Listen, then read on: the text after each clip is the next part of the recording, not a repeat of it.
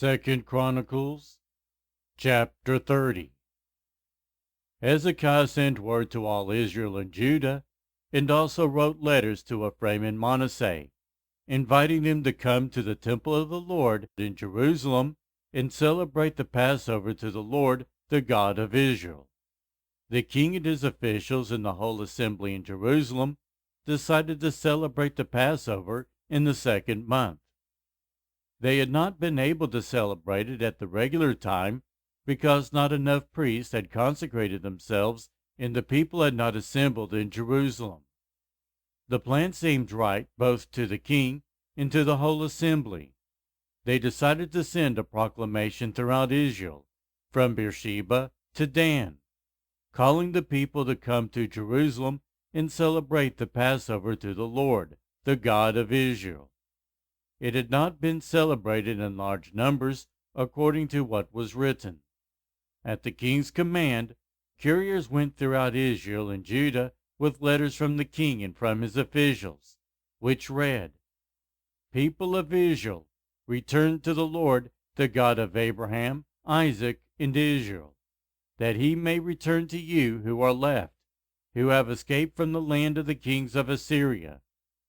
Do not be like your parents and your fellow Israelites, who were unfaithful to the Lord, the God of their ancestors, so that he made them an object of horror, as you see.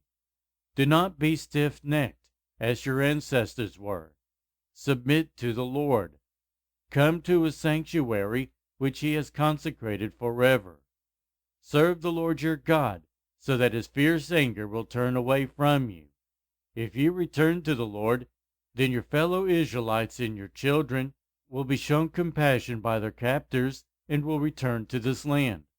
For the Lord your God is gracious and compassionate. He will not turn his face from you if you return to him." The couriers went from town to town in Ephraim and Manasseh, as far as Zebulun, but people scorned and ridiculed them. Nevertheless, some from Asher, Manasseh, and Zebulun humbled themselves and went to Jerusalem. Also in Judah, the hand of God was on the people to give them unity of mind to carry out what the king and his officials had ordered, following the word of the Lord.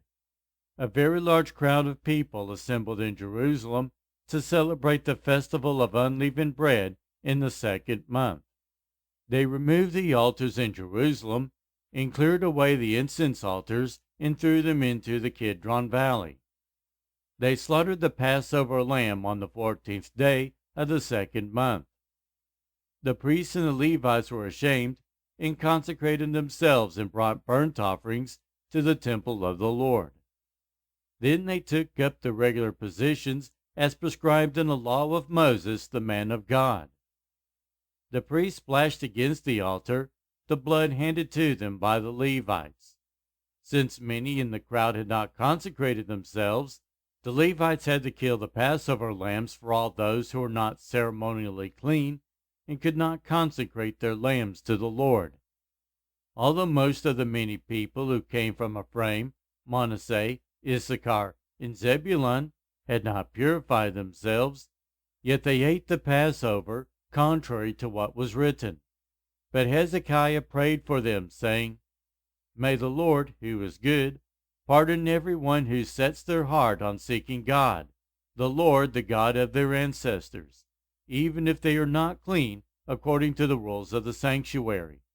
And the Lord heard Hezekiah and healed the people.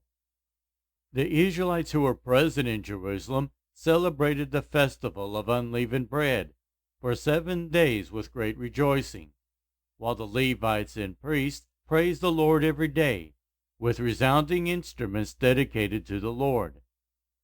Hezekiah spoke encouragingly to all the Levites, who showed good understanding of the service of the Lord.